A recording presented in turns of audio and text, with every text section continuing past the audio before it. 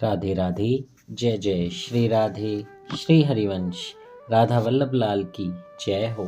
सभी संतों हरिभक्तों की जय हो। पूज्य गुरुदेव महाराज की जय हो। बांके बिहारी लाल की जय हो। हमारे ठाकुर जी महाराज की जय हो। वृंदावन धाम की जय हो। बहुत बहुत स्वागत है आपका हमारे चैनल में, जहाँ पे हम बांके बिहारी जी के चमत्कारों की कथाओं का श्रवण कर रहे हैं। इसी श्रृंखला में आगे बढ़ते हुए आइए एक बहुत ही प्यारी कथा का श्रवण करते हैं, जिसमें एक बांके बिहारी जी के अनोखे चमत्कार की कथा का वर्णन होगा और उसका शीर्षक है जब बिहारी जी ने कहा।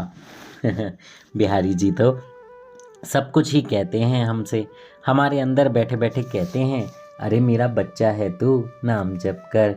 अरे मेरा बच्चा है तू, मेरा दोस्त है तू, मेरा भाई है तू, मेरे नाम को पुकार। मेरे एक प्यारी सी छवि को अपने मन में बसा ले, उसे निहार, उसे रोज रोज देख, बुरे कर्म मत कर। बिहारी जी बहुत कुछ कहते हैं, लेकिन इस कथा में क्या कहते हैं, आइए सुनते हैं। जय श्री राधे। श्रीधाम वृंदावन श्री कृष्ण की आराधना उपासना का अनादिकाल से केंद्र रहा है। यहाँ समय समय पर अनेक साधकों ने आकर अपनी साधना के परम फल को प्राप्त किया है। आज भी विश्व के कोने कोने से अनेक साधक श्रीधाम वृंदावन में आकर अपने चरम लक्ष्य को प्राप्त करने के प्रयास में संलग्न हैं। चाहे कोई महानुभाव किसी मान्यता, किसी आचार्य, किसी संप्रदाय, किसी साधना से क्यों न जुड़ा हो, वे सभी बिहारी जी महाराज अनन्य रसिक श्री स्वामी हरिदास जी महाराज एवं नित्य लीला भूमि श्री निधिवन में अपनी गहरी आस्था रखते हैं। सभी का यही कहना है कि यदि कोई सज्जन वृंदावन पधारे और इन तीनों का दर्शन लाभ ना करे तो उनके आने का कोई अर्थ नहीं होता। जय हो। और जो सज्जन यहाँ के निवासी होकर साधना रत हैं, वे इन तीनों का संसर्ग प्राप्त नहीं कर पाते तो उनकी साधना भी अधूरी रह जाती है। कौन तीनों? श्री बिहारी जी महाराज, श्री स्वामी जी हरिदास जी और श्री निधिवन। जय हो। बड़ा ही दिव्य स्थल है। अगर कोई नहीं गया है तो वो जरूर जाए, एक बार जरूर जाए, निधिवन का आनंद ले। स्वामी जी की वो पूजा स्थली है जहाँ पर वो बिहारी जी का, अपनी युगल सरकार का ध्यान करते थे और वहीं से ही श्री बिहारी जी का प्रकाट्य हुआ। कहने का तात्पर्य यह है कि जब तक साधक इन तीनों का संपर्क लाभ प्राप्त नहीं कर पाता, तब तक उसे अपना अधकचरा साधनात्मक जीवन जीने के लिए मजबूर होना पड़ता है। अतः वृंदावन से जुड़ने वाले प्रत्येक मनुष्य के लिए यह आवश्यक है कि प्रतिपल अपना आत्म परीक्षण करता रहे और देखता रहे कि वह इन तीनों से हट तो नहीं रहा। यदि उसे लगे कि उसे जुड़ने में कहीं गड़बड़ा रहा है तो उसे पुनः सचेत हो बिहारी जी श्री स्वामी जी हरिदास जी के सानिध्य में बने रहने के लिए उन्हीं के चरण कमलों में अपनी अनुपम विनय प्रेषित करनी चाहिए। जय हो। इस प्रकार का आचरण करने वाला मनुष्य पुनः इसका अपना हो जाता है। जय हो। हमेशा से वृंदावन आने वालों का एकमात्र लक्ष्य श्री बिहारी जी महाराज और स्वामी हरिदास जी के दर्शन का लाभ ही रहा है, किंतु सभी इस लक्ष्य की सिद्धि में सफल हों ऐसा नहीं हो पाता और नहीं है भी। वे ही लोग लक्ष्य सिद्धि में सफल हो पाते हैं जो अपने आप को पूर्ण रूप से श्री बिहारी जी की रूप माधुरी पर न्यौछावर कर देते हैं। जय हो। जिनसे काम, क्रोध, लोभ, मोह, ईर्ष्या, अहंकार आदि छूट नहीं पाए हैं, वे यहाँ आकर भी श्री बिहारी जी से उतने ही दूर रहते हैं जितने वे अपने बसाए हुए संसार में रहते हुए भी बिहारी जी से दूर रहते हैं। श्री बिहारी जी महाराज प्रतिदिन नया उत्सव सुख लेते हैं।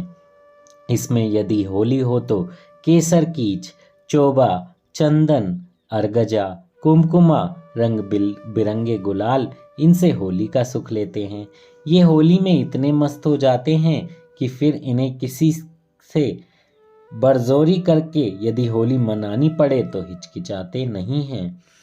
श्री राधा के गालों पर तो मनमानी करके रंग गुलाल लगाते ही हैं। उन्हें अपने प्रेम रस में इतना डुबो देते हैं कि फिर वे मदहोश हो जाती हैं।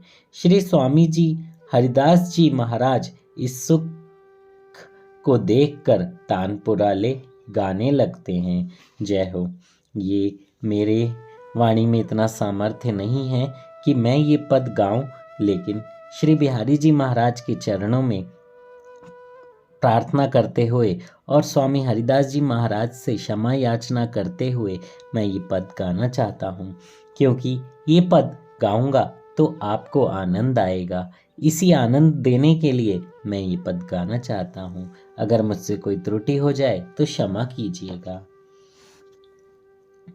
दिन ढफ ताल बजावत गावत भरत परस्पर छिन छिन होरी, अति सुकुमार बदन संबरसत भले मिले रसिक किशोर किशोरी, बातनी बतावत राग रंग रमी रह्यो, इत उत चाल चलत तकी खोरी, सुनी श्री हरिदास तमाल श्याम सो, लता लपटी कंचन की थोरी। जय हो। फूल डोल एकादशी से नित्य प्रति फूलों के बंगले में श्री बिहारी जी श्री प्रिया जी के साथ सुख विहार करते हैं। जय हो। आपको पता है अब फूल बंगले डलने शुरू हो गए बिहारी जी में। आप सब जब भी वृंदावन जाएं उसका लाभ उठाएं, और अगर अभी जा सकते हैं तो कोशिश करके जाने का प्रयत्न जरूर कीजिएगा। जय हो। जो सावन की हरियाली तीज तक चलता है, बीच में अक्षय तृतीया का परम पावन उत्सव आता है। 22 अप्रैल को अक्षय तृतीया है। बहुत ही पावन दिन है। आप अगर जा पाएं तो आप पर बिहारी जी की बहुत कृपा होगी। कोशिश करके बिहारी जी के चरण दर्शन जरूर कीजिए। जय हो। इस दिन श्री बिहारी जी महाराज अपने भक्तों को अपने चरण दर्शन देते हैं। सावन में झूलन लीला और भादों में श्री स्वामी जी हरिदास जी के जन्मोत्सव की लीला, जाड़ों में निज महल की लीलाओं का सुख बरसता रहता है, किंतु यह सब उसे ही प्राप्त हो पाता है जो संसार की अपनी सभी प्रकार की छापों, सारे बंधनों, सारे बोझों को उतार कर हल्का हो इनका बन जाता है, सच्चाई के साथ, ईमानदारी के साथ। देखिए, मैंने जब भगवत गीता करता हूँ उसमें भी यही कहता हूँ, भागवत में भी यही सुनाया जा रहा है। भगवत गीता में भगवान श्री कृष्ण ने खुद कहा है कि अगर कोई सच्चे दिल से मुझे पुकारता है या मेरे पास आता है तो मैं उसका हो जाता हूँ, लेकिन वो पुकार ऐसी हो जो सिर्फ मेरे लिए हो, ऐसी पुकार नहीं हो जिसमें उसका अपना कोई स्वार्थ छुपा हो। प्रेम के लिए जो पुकार हो उसे सुनते ही मैं दौड़ते आता हूँ। देखिए, इसमें पहले भी कहा गया, जिनसे काम क्रोध लोभ मोह ईर्ष्या अहंकार छूट नहीं पाते, वे बिहारी जी महाराज से उतने ही दूर रहते हैं जितने वे अपने बसाए हुए संसार में भी बिहारी जी से दूर रहते हैं। मतलब कोई वृंदावन में भी रहे पर वो इन्हीं सब चीज़ों में हो, उसे मन में लोभ हो, अहंकार हो, कोई ईर्ष्या हो और लालच हो, इंद्रिय तृप्ति की कामना हो, वो वृंदावन में रहते हुए भी बिहारी जी के पास नहीं रह पाता है। इसलिए आप भी अपने बिहारी जी को अपना सखा, अपना दोस्त, अपना भाई, कुछ भी जो मानते हो वो मानिए, लेकिन उनसे ऐसे नहीं प्रार्थना कीजिए, बिहारी जी आप मेरी शादी करा दो, है ना, मैं आपकी खूब सारी सेवा करूँगा। ऐसे कराएंगे तो बच्ची कुछ शादी भी नहीं होगी। बहुत बहुत बहुत टेढ़े हैं हमारे ठाकुर, लेकिन हाँ, प्यार से उनकी सेवा करेंगे तो बड़े प्यार से वो आपकी सब मुरादें पूरी कर देंगे, लेकिन उसमें प्रेम होना चाहिए। अपना कोई भाव नहीं होना चाहिए, अपनी कोई ईर्ष्या नहीं होनी चाहिए, सब बिहारी जी के सुख के लिए ही होना चाहिए। देखिए, कुछ लोगों की शादी नहीं हो रही होती, तरह तरह के प्रलोभन देते हैं, लेकिन अगर आप उस प्रलोभन को ऐसे कहेंगे कि बिहारी जी चलो शादी तो जब होनी होगी हो जाएगी, लेकिन बहू रानी आएगी, आपकी सेवा करेगी, आपके लिए अच्छा अच्छा खाना बनाएगी, आपको अच्छे कपड़े पहनाएगी, तो सारी चीज़ें जो हैं वो आपने बिहारी जी से जोड़ दी। अब आपके घर में देखिए बिहारी जी हैं, विराजमान हैं, लड्डू गोपाल हैं, रोटी बनेगी, भोग लगेगा, पाएंगे आप प्रसाद। जब प्रसाद पाएंगे तो बिहारी जी को अच्छा लगेगा, क्योंकि आप अपने से पहले उन्हें पूज रहे हैं।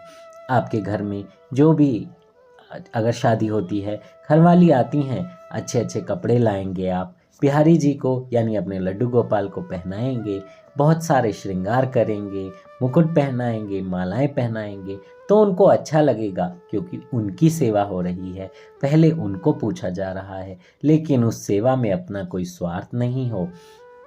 यही बोला जाए, जो है आपसे है, आपका है, आप देख लीजिए, आप संभाल लीजिए। उनको आपकी सारी ज़रूरतें आपसे पहले पता हैं, आप सोचेंगे भी नहीं, इतने तो आपकी ज़रूरत वो पूरी कर देंगे। ये मेरी लिख के मैं गारंटी दे सकता हूँ, क्योंकि ये मैंने अनुभव किया हुआ है। आपको कहने की भी ज़रूरत नहीं पड़ेगी। आपकी युगल सरकार, आपके लड्डू गोपाल आपकी हर वो कामना पूरी कर देंगे जो आप चाहते हैं, लेकिन उनसे जाकर कहना नहीं है, उनसे कुछ नहीं कहना, उनकी सेवा करते रहना है और बस आराम से भजन करना है। वो आपकी सारी विश पूरी कर देंगे।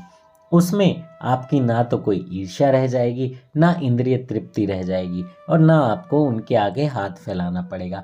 आप झकझोर के आराम से बैठ जाइए, हाथ फैला पसार के, कि मुझे कोई परेशानी नहीं, मेरे रक्षक तो ये सामने बैठे हैं, ये करेंगे जो करेंगे, खाना देना है ये देंगे, अगर ये खाना नहीं देंगे, रोटी नहीं देंगे, नौकरी नहीं होगी, पैसा नहीं आएगा, तो ये भी नहीं खाएंगे, ये नहीं खाएंगे तो मैं भी नहीं खाऊंगा, बैठा हूँ मैं भी।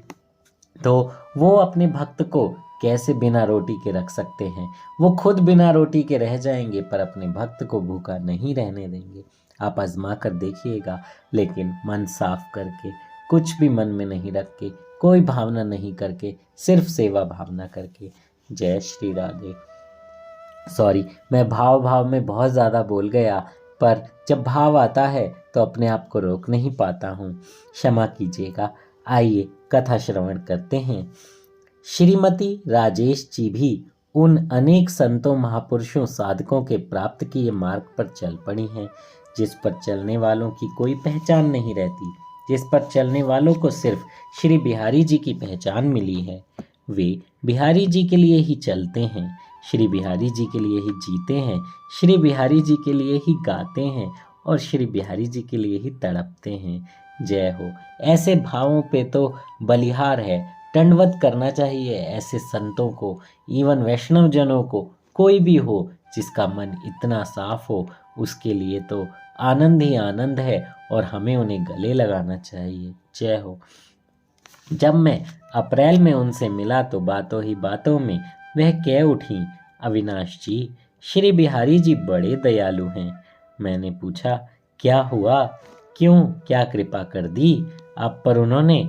वे बोली, कृपा तो प्रतिपल करते ही रहते हैं, लेकिन उन कृपाओं में कुछ ऐसी कृपाएं हैं जिन्हें मैं भूल नहीं पाती हूँ। उनकी सारगर्भित बात सुनकर मैंने कहा, क्या उन महत्वपूर्ण और ना बुलाई जाने वाली कृपाओं में से कोई कृपा हमें भी बताने की कृपा करेंगी? वो हंसने लगी और मेरे इतना आग्रह करने पर बोली, कहने लगी, आजकल मैं जब भी श्री बिहारी जी से कोई प्रस्ताव करती हूँ, वे तत्क्षण उसे स्वीकार कर लेते हैं। देखिए, अभी कुछ दिन पहले ही मेरे मन में आया कि वृंदावन चलें और बिहारी जी महाराज का दर्शन लाभ लें, किंतु इस बार जाने का कोई मतलब भी नहीं था और कोई चांस भी नहीं लग रहा था। मैंने अपने पतिदेव से आग्रह किया, अपनी पुत्री भावना से आग्रह किया, अपने मिलने वालों से आग्रह किया, लेकिन सभी ने अपनी अपनी असमर्थताएं मेरे सामने ऐसे रख दी जैसे मेरा मन इन असमर्थताओं के बोझ तले दबा जा रहा था। लग रहा था कि यदि मैं इसी हालत में 1-2 दिन और रही तो खटिया पकड़ने लगेगी। एक रात जब मैं विश्राम कर रही थी तो श्री बिहारी जी ने मेरे पास आकर कहा, राजेश, क्या बात है, अब और परेशान मत हो। मैंने तुम्हारा वृंदावन जाने का सारा प्रबंध कर दिया है। कल तुमको चलना है। यह सुनते ही मैं हड़बड़ा कर उठी। आंखों में थोड़ी थोड़ी नींद थी, पर मुझे कोई दिखाई नहीं दे रहा था, और आंखें अब मैंने बड़ी बड़ी खोल ली तो भी कोई दिखाई नहीं दिया। मेरी बेचैनी और बढ़ गई। सुबह मैंने श्री बिहारी जी के निर्देश को सभी से कहा, किंतु उस सब के बावजूद मुझे वृंदावन ले जाने के लिए किसी भी प्रकार का किसी में उत्साह नहीं दिखाई पड़ा। जैसे ही मैं अपने ऑफिस पहुंची, तभी मेरे भाई जो ग्रीन पार्क में रहते हैं मुझसे मिलने आए और बोले, राजेश, चलो, वृंदावन चलना है आज। श्री बिहारी जी ने इस बार मुझे यह जिम्मेदारी सौंपी है कि मैं तुम्हें अपने साथ वृंदावन ले आऊं। जय हो, जय हो, कितनी कृपा हुई। भैया की बात सुनकर मैं रोमांचित हो गई। मैं बोली, भैया, कल मुझे श्री बिहारी जी ने दर्शन दिए थे, कह रहे थे, राजेश, कल वृंदावन चलना है तुम्हें। मेरी भी बात सुनकर भैया के नेत्र अश्रुपूरित हो गए। मैं भी उनकी इस व्यवस्था को देखकर और अपनी अवस्था को देखकर रोमांचित हो उठी। जय हो। उन्हें देखकर मुझे किशोरी अली जी की वो पंक्तियां स्मरण हो आईं, जिसमें उन्होंने स्वामी श्री हरिदास जी की परम कृपा की चर्चा की है।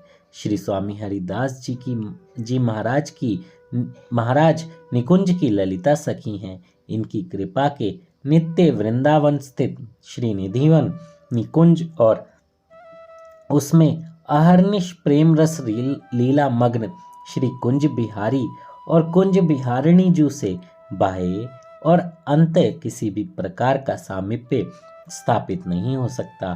तभी तो श्री बिहारी जी महाराज अपनाने वाली भाषा का प्रयोग कर रहे हैं। श्री बिहारी जी तो स्वामी जी के परबस हैं, तभी तो मेरा मन गा उठा है।